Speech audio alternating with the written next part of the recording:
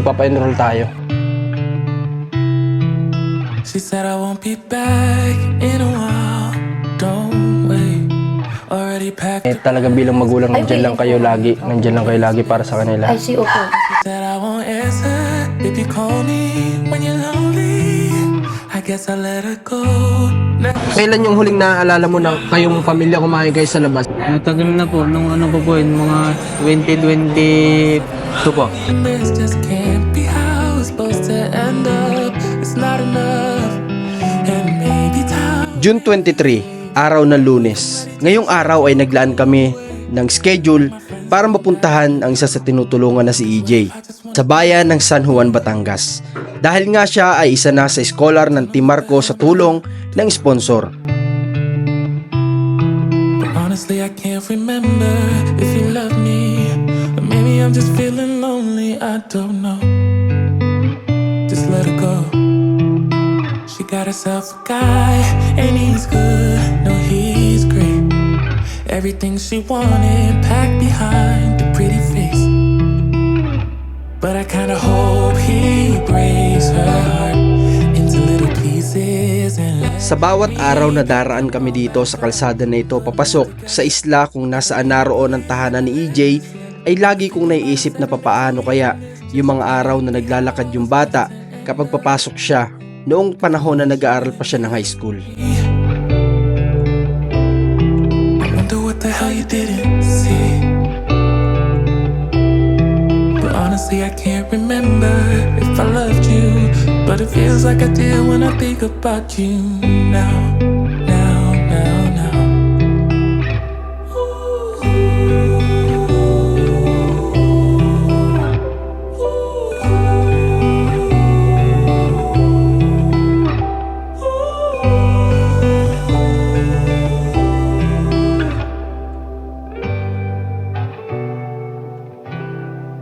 What if I just wanna be with you? Oh, I don't know what the hell I'm gonna do. But honestly, I can't remember if you loved me. Or maybe I'm just feeling lonely, I don't know. Just let it go. But what if you should really be with me?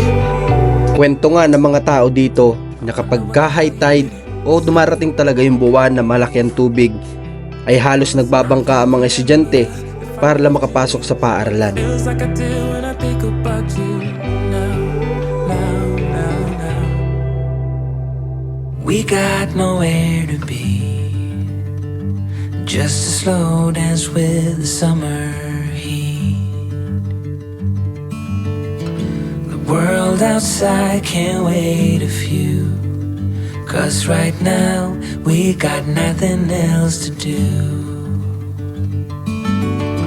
The sun is peeking through the cotton white blinds. Your hands still tangled up. Okay guys, ngayon ay nandito na tayo ngayon sa isla kung saan nakatira sila EJ, kasi nga ngayong araw ay ito yung nailaan namin araw at oras para po si EJ ay may pa-enroll sa kanyang papasukan na eskwelahan, dahil siya nga po ay isang scholar ng Team Marco sa tulong ng sponsor guys. Buti na lang talaga may isang sponsor din si Commander na talagang may busilak na puso at willing din na tumulong sa atin para sa pag-aaral ni EJ, kasi yung iba hindi ko na po nakakausap after ng, alam niyo yun, nung una nakakausap ko sila nung wala pang sinasabing enrollment, pero ngayong magkakaroon ng enrollment ay hindi na po sila ganun ka-responsive, pero okay lang. Ang mahalaga, nandito naman yung sponsor din ni Commander na handang tumulong sa atin, kaya pasalamat talaga tayo sa kanya. Nandiyan siya.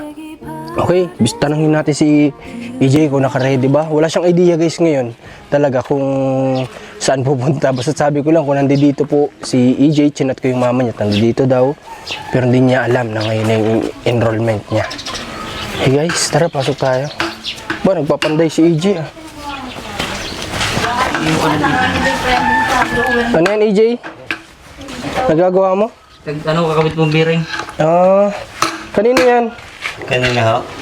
Sa inyo? Sasakyan nung sana namin policy na. Okay. Hindi sa mga reha. Bakit? Mag-ano sa Lucena? May bibili lang ang pisa ng makina. Okay. Ba, marunong pala talaga magpanday ito si, ano. Lahat ng ilong na rin eh. Magpanday ng motor. May patay mo si kami. Baka yun ay si Rani ko. Baka kayo si Randy ka. O paano yan? Ngayon sana tayo magpapa-enroll. Yung date, magligo na. Hindi ka. Kasama ka. Maligo na po na. Ito ko dadalhin sa iyo. May pupuntahan pa. Wala ba dito nag-aayos ng ganyan? Ay, Wala ako sa labas. Wala. Sa bayan pa. Okay. So, kamusta ka naman, EJ? Ayos naman po. Kamusta ang pangingisda? Lahat na patigil lang po ng ilang araw. Bakit? Bakit napatigil? Nasira pong yung paanong makina po ng bangka ko. Ay, ito yung ginagamit mo? Opo. Bukod pa yung sa papa mo? Opo. Okay, nasira ang alin? Kung pinagkakabdan yan, Okay, bakit di ba kayo nagkakasama ni papa mo sa isang bangka? hindi po gawa po ng dalawang aming ginagamit na pangawil. Naghihiwalay na kayo? Okay. Ano po yan? Yun po ay may nag-alaga po yun ng bangka. Bali ilang araw ng hinto? Siguro po yung mga isang linggo na. May isang linggo na. Nahinto, di paano si papa mo lang yung nagtatrabaho sa ngayon? Opo. Anong pinagkaabalahan mo lang nitong mga araw na hindi ka nakakalaot? Hindi nag-ano po. Nung nakaraan po yung nagakot po ng talaba. Okay. Dito sa Talabahan, sa pinuntahan namin? Nag-extra ka doon? Opo. Magkano naman ang bayad sa ganun kapag kakot ng talaba? Sakit lang po yung naka 250 po. 250. Oo, salamat nga pala. Nakuha niyo yung receiver namin, ha? Opo. Sinong nakakuha? Ang ama po, nakita po dun sa puno ng kahoy. Sa puno ng kahoy? Sumabit? Opo, nakakuha daw po nung tiyuhin ko. Tapos inilagay niya doon, sinabit Opo. niya. Okay, siguro. Para kung may maghanap, nandun lang nakasabit. Opo. Akala ko naman pagtakbo ni JM, sumabit yung receiver. Okay, so at least may nagagamit pa rin kami ngayon. Kasi akala ko, sabi ko, bibili na naman yata tayo ng bago. Pero at least, nandiyan pa rin naman. Okay. So ngayon, EJ, ay gusto sana naming ganito, sabihin ko sa inyo, yung kasing dalawang kausap natin na sponsor, medyo, hindi na ganun ka-active eh. Pero, mabuti na lang talaga at nandyan yung sponsor ni Commander na may, may busilak na puso din at gusto ko niyang tulungan. Mabuti na lang talagang will ni God na makapag-aral ka. Kasi isipin mo, mayroon ng parang nalalabuan na kasi ako eh. Doon sa unang nagsabi na gusto kang matulungan. Kasi ako naman, active naman ako sa kanila sa sa pag-inform. Opo. Pero sila yung medyo nagiging hindi na active. So, yung isa, hindi ko pa ganun ka-sure. Pero, basta, bahala na. Kung talagang willing sila tumulong, why not, di ba? Opo. Pagtulong-tulungan. Okay. So, ngayon ay magpapa-enroll tayo. No? Okay, pupunta tayo ng Lucena. So ngayon, maghanda ka at pupunta tayo doon. Yung papel na binigay sa akin, hindi ko na alam kung... Ang kinuha ko lang naman na papel, di ba yung maliit? Apo, yung pinaka-receiver po yung tawag doon. Ay, hindi ko alam kung saan ko nailagay. Di bali, pupunta naman tayo doon, mag-inquire lang tayo. Opo. Kailan ulit ang pasukan? July 14 po. July 14? Okay. Tapos, kakusapin ko din yung willing tumulong sa boarding house kasi may nagsabi nun ay. Opo. Okay, tapos tayo naman siyempre titignan din natin yung may tutulong natin kay EJ. Sige, mag-asikaso ka na muna. At para maaga tayo makabalik din kasi ihahatid ka pa namin dito eh. Opo. Sige, mag-asikaso ka na muna. Okay, kamusta muna natin sila nanay? Nay, kamusta po? Ayos naman po, sir. Nagtya po ng eskwela. Kaninong eskwela po yan ay? Alin po? Itong pinaplansya nyo? Kay EJ po. Okay. Gagamitin niya yan? Opo. Sir, bang pawis ako. Okay lang. Si tatay, nasan pala ngayon? Ay, nasa lakot po eh. Nasa laot? Okay. Kaninong uniform ito, Nay? Ay, yung pong aking dalaga na po sa papasok daw po siya kahit working student. Ay, parang nakakuha po ng ilang oras siyempre sa ng MacDo. Hindi papasok po siya. Wow. Working Sana. student po. Working student, pag-aralin yung sarili niya. Opo. Siyempre, may tulong nyo rin yan. Ay, sigurado po, pag hindi pa po nasahod, siyempre, mga pambaang-baang po, sigurado kami. Ganyan talaga dapat, Nay. Kahit na hirap tayo, di ba? Igapang natin pagpursigihan. Kasi nakita ko doon sa anak mong babae, gusto niya rin talaga mag-aaral. Hindi, yun nga lang po yan, yung kanyang kursang ginugusto, hindi na po niya nakuha. Nagpalit na po. Ayos lang yun. Ang mahalaga, yung mapapakinabangan niya someday. Di ba? Kung hindi naman kasi natin pwedeng ipilit din yung mga bagay na talagang alam nating imposible, di ba? Opo. Dapat doon tayo sa Sabi ko posible. nga po sa kanya ay hindi kaya talaga. Doon tayo sa posible, di ba? Opo. Basta't magagamit naman natin, okay na yun. Sabi ko sa kanya, kaya mo kaya anak. Sabi ko sa akin, kaya daw niya. Kung gusto niya talaga yung kurso na gusto niya, kapag meron na siya, pag may trabaho na siya maayos, di pag aralin niya yung sarili niya, di ba? Opo. Ganun lang Nagpaalam naman po yun. siya doon sa ng manager. Pinayagan naman po siya na mag-working student na. Pero diretso pa rin po ang trabaho niya. Diretso pa rin. Maganda. Duty pa rin. Maganda yun. Okay guys, so ganito sana tularan ng ibang mga estudyante, no? Na hindi lang tayo dapat aasa din sa parents natin porque alam mo yun, na meron sila. Kasi syempre yung parents natin tumatanda din at napapagod din yan. Kung kaya natin tumulong tayo. Kung gusto. Kasi para sa atin naman yung pag-aral, hindi naman talaga totally para sa kanila yan. Saka Para sa atin yun. po namin anak kaya mahirap pong matukupuhan ko silang lahat. Eh, sabi ko, dito, tulong muna ako para sa sarili din naman yun. Pero kung talaga nga po kami may kakaya, bakit nga po kung hindi? Sila Pero kayo naman talaga bilang magulang nandiyan lang kayo lagi. Nandiyan lang kayo lagi para sa kanila. ay, po. Kahit po paanong paraan, talaga pong inano namin makapasok. Opo na. Sana si EJ matapos niya rin tong ano niya, no? Sana nga po. Talaga po ihulog na ng langit sa amin Oo. Pero nga po yung nag-aalala na sabi na ko na baka matras ng sponsor ko, hindi ako makakapasok. Okay, nag-iisip na siya ng ganun. Mag-iisip na po talaga. Pero siya, yung kami, paano gaya ka ako mag-apply ng trabaho? Antay muna anak, antayin muna natin si Sir Marcos. Kasi syempre kami naman, pinapipray din namin na talagang matuloy itong pag-aaral niya. Kasi unang-una, pinangako din natin kay EJ na alam kong makakapag-aral siya. Kaya hindi pwedeng mabali lang yun. Kasi syempre nakita natin kung gaano kaporsigido si EJ na makatapos ng pag-aaral. From high school na nagdadagat. Ngayon, willing pang tumulong part-time habang nag-aaral para lang din makatulong sa atin sa sponsor sa kanyang pag-aaral.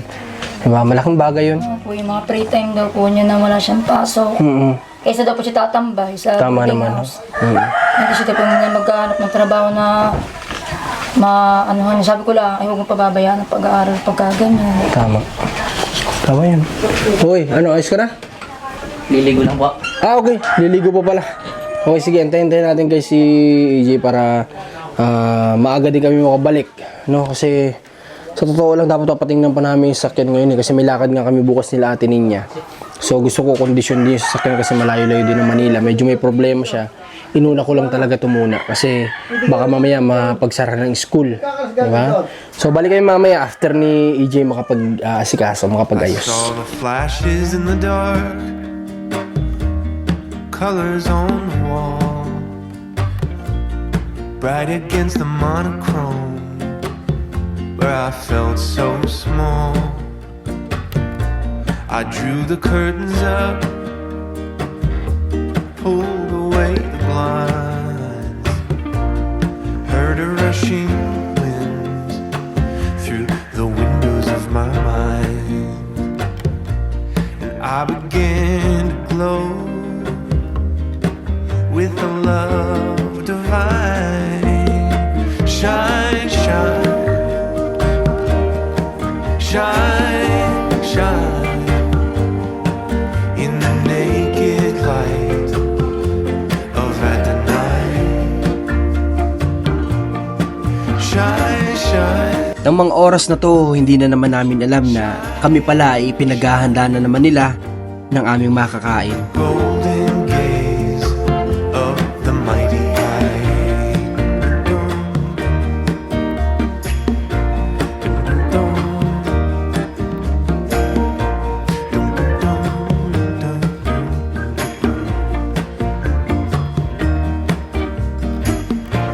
Oh, when I was a boy, At matapos din naman ni EJ na makapag-asikaso ng kanyang sarili, ay agad-agad din naman kami na nagpaalam sa kanyang mga magulang na kami aalis na dahil nga may kalayuan pa rin ang Lucena magmula dito sa San Juan. time I shook it off, turned to face the breeze. I learned to see it all at once, God in the little things. Shine, shine, shine, shine in the naked light of Adonai.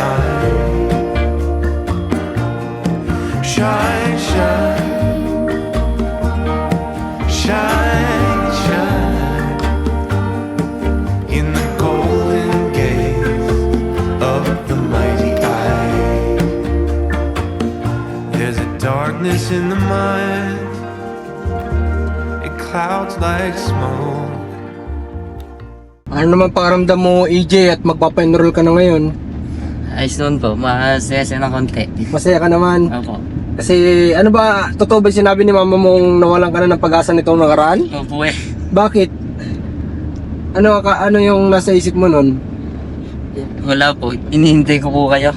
Ah, okay. Kasi ang expected mo ay nung nakaraan makakapag-enroll ka na agad, ano? Opo.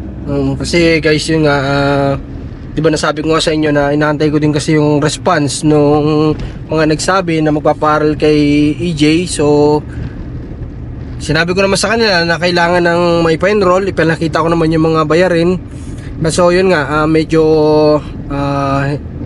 hindi lang ganoon kaano yung response. Pero yun, at least, ang mahalaga naman ngayon tuloy pa rin, di ba? Yun naman ang importante, yung tuloy pa rin yung pag-aaral ni EJ, di ba? So, paano yung pag-ano mo pala, EJ? Paano yung pag-apply mo? Pag ano na? Nag-start ka na ng school? Opo. Ano? May nakita ka na ba doon na boarding house, ganyan? Nag-chat po yung kasama ko, minakawa na daw po. Meron na daw. Opo. Bali, magkano naman daw yung magiging bayad monthly?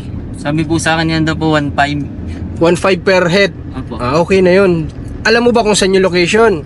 Opo, binigay po sa akin yung pangalan ng boarding house. Binigay sa'yo? Opo. So baka pwede din nating mapuntahan, makita by other day siguro. Kasi ngayon ang asikasuhin muna natin, magpa-enroll muna. Tapos by other day puntahan natin yung bahay na sinasabi para alam din natin kung safe ba doon or ano yung kalagayan, di ba? Yeah, I've shouldered some baggage, felt the weight of some burdens, carried shame, cried in pain, took the lies and put them on me. I will leave it at the altar, God. I leave it at the altar, God. I leave it at the altar, God. Oh, I will give you everything I've got. Oh, I surrender all and leave it at the altar, God. So yun mga guys, nandito na kami ngayon sa Interglobal. Ayan, nandito na kami sa Interglobal ngayon at kasalukuyan nasa loob si EJ at nagtatanong kung magkano yung first tuition na ibibigay o para makapagpa-enroll. Nandun pa sila, nagtatanong pa. Yari, ano nangyari?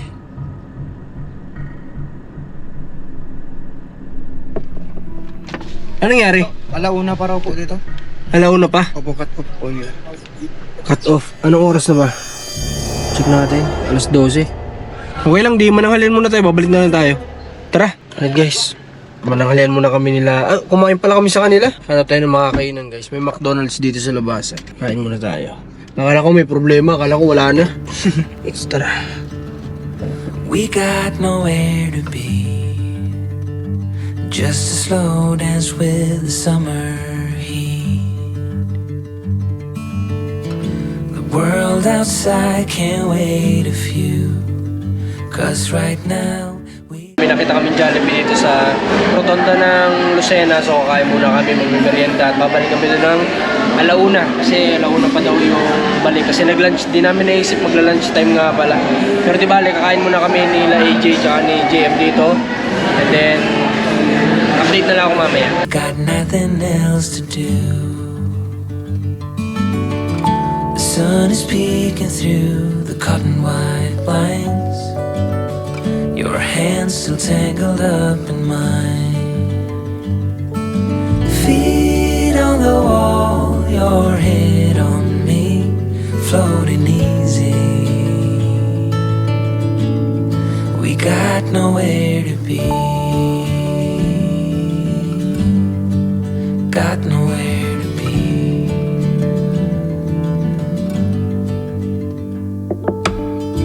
Your hair's a mess, but you don't mind.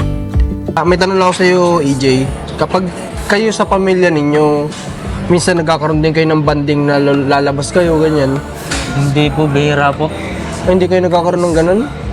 Bakit wala, ano yun, anong kulang? Bakit hindi nyo magawa minsan yung family banding na lumabas? Mahirap po eh. Ano nga yung, bakit bihira? Gawa po na nung kapos po sa pera. Ayun ang unang-unang dahilan. Grabe lang. Meron palang gano'n na, akala ko kasi, tinitingnan ko kayo, akala ko sabi ko, baka minsan nagkakaroon din kayo ng family banding. Pero bihira pala yun. Kailan yung huling naaalala mo na kayong pamilya kumain kayo sa labas? Matagal na po, nung ano pa po yun, mga 2022 po. Ganun katagal? Grabe, isipin mo yung ganun katagal, 2022? Ngayon 2025 na, 3 taon na. Opo. Pero kung ikaw tatanungin ko, gusto mo naman magkaroon kayo ng banding pa rin. Opo.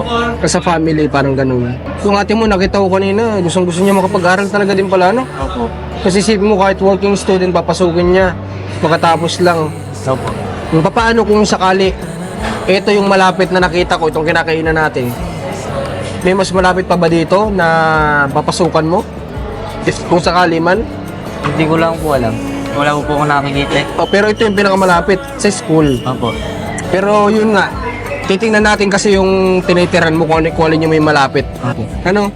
Okay, pero guys, ito yung pinakamalapit na may mapagpapartayman siya, ito yung Jollibee na to.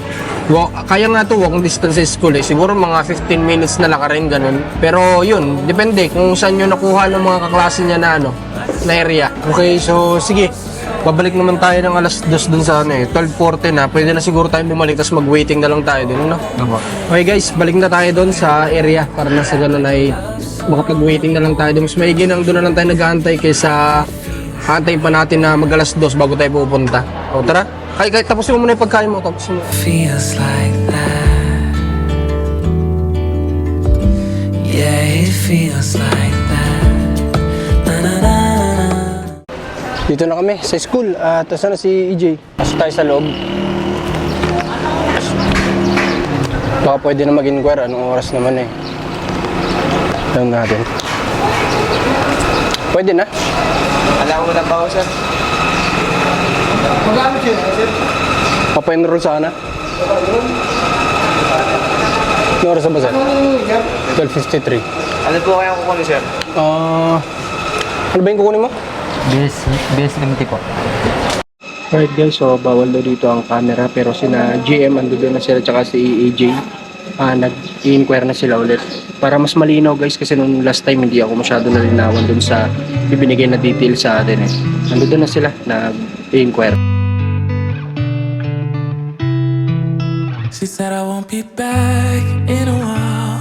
Don't wait. Already packed her bags, called a cab, made space. And she said I won't answer if you call me when you're lonely. I guess I let her go. Never mind, it's too late. But I can't believe I let you slip. I think about it 7 days a week, and this just can't be how it's supposed to end up. It's not enough. And maybe time, maybe. Guys, pauwi na rin kami at inabot kami ng ulan. Ang oras na po, time check tayo.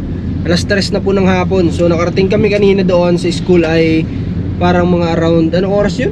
May mga 12 ba? Opo, O alas 12 kasi nag-lunch pa kami nun. Tapos bumalik kami ng alauna. So dumating kami alas 12, ngayon alas 3 na. So 3 hours na tayo na nag-spend ng oras doon sa school ni AJ. So naiwan nga po doon si AJ kasi nga ay hindi namin naman ini-expect na may orientation pa pala siya. So hindi namin sure kung hanggang anong oras siya abutin doon. So baka marahil baka alas 5 or alas 4. So kami kasi ay magpapagawa pa nga nitong service kasi nga bukas is lakad po namin ilatinin niya.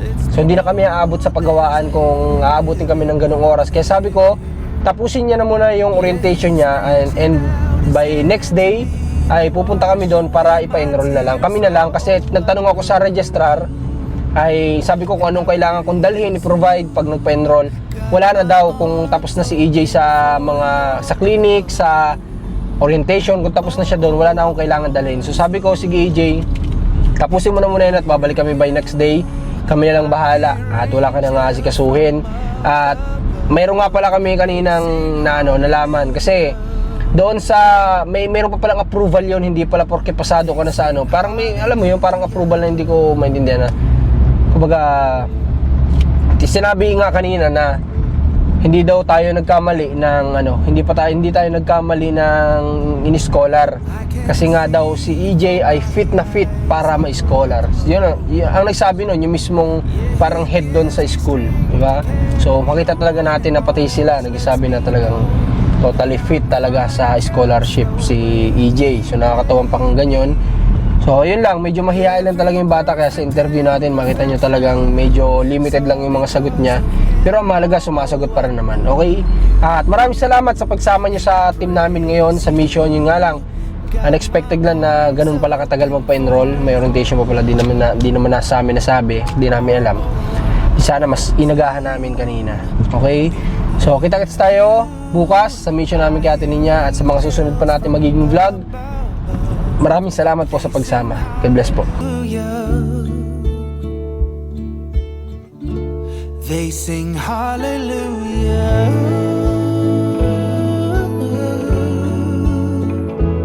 Oh. They sing hallelujah.